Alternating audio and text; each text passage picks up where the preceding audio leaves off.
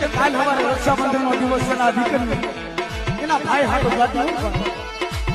અરે વીરા તારી